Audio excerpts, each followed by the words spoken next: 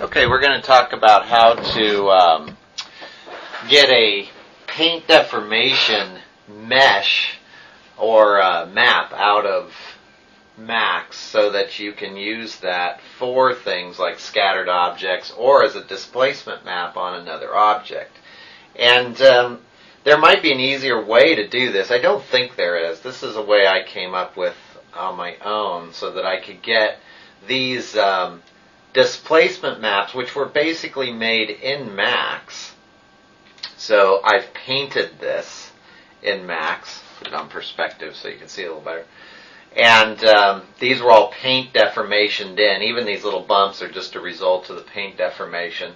But I want to be able to get this out as a deformation map so that I could use it in my game, or I could use it again and not have to import the mesh. I could just then use a deformation map.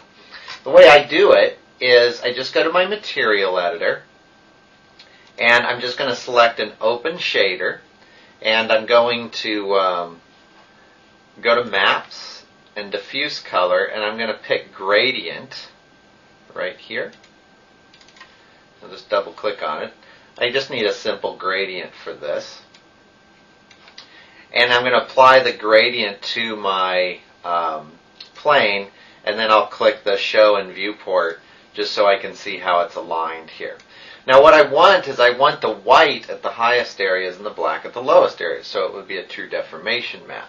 I need to hop back over, select my mesh, and UV map this, UVW map it, and I'm going to map this on the Y plane and hit Fit, and you'll see that I'm almost there, except that my white and my black are flipped. Now I can flip the UV mapping if I want to. There's an easier way to do that. Just go back into your gradient and drag the black into the white and say swap, and now they're all fixed. Except my video card sure is acting up. There we go. Now if I go to my top view, you can see I can render this. That's what it will look like. But I've got some shadowing in there that's going to mess with my my deformation map, and I don't want that. So what I'm going to do, hop back over to my 4 scenes here. Make that perspective so I can tell what's going on. I'm going to add a skylight in here because that will evenly light the scene. I'm just going to click anywhere in the scene, skylight. It looks like a little upside down bowl. I really don't need to do a whole lot with the skylight because I'm not using it to light the scene well. I just want even lighting. I'm going to go to Rendering and then go to Advanced Lighting, Light Tracer. I'm going to make this active, which by default it is active. I had just turned that off on another project. And hit Render with the top viewport selected.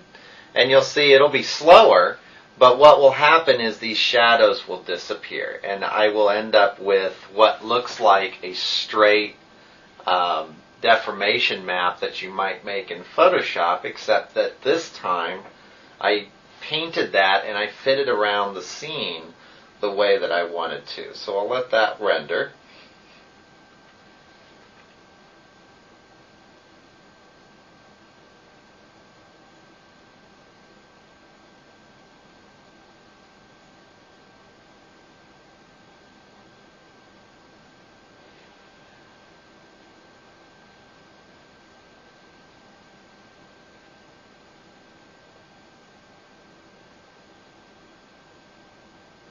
The skylight is pretty slow.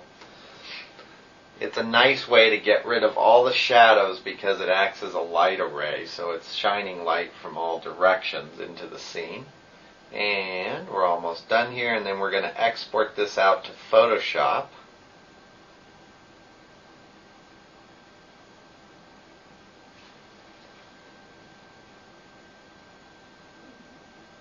There we go.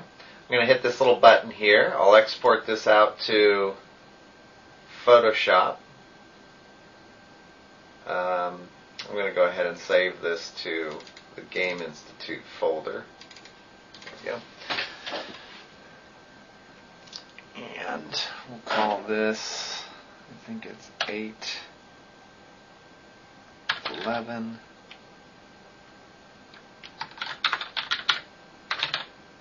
Export map. We'll call that a BMP for the time being. We'll go ahead and save that. 24-bit. We don't need 32-bit. We'll close that. We'll hop over to Photoshop. And we'll go ahead and open that.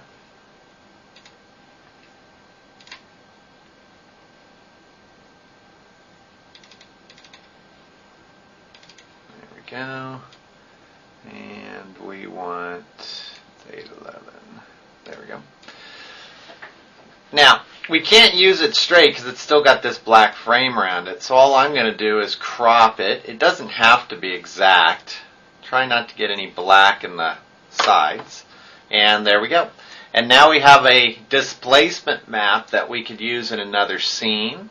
We could do this to paint areas that we need in a game and paint tiles that could then be exported. And I'll go ahead and save this as export map 02. And you can take a look at those if you'd like to. So that's how you export the displacement map. It may not be necessary, but it's a nice trick to know how to do in case you want to save that information that you made with the paint deformations.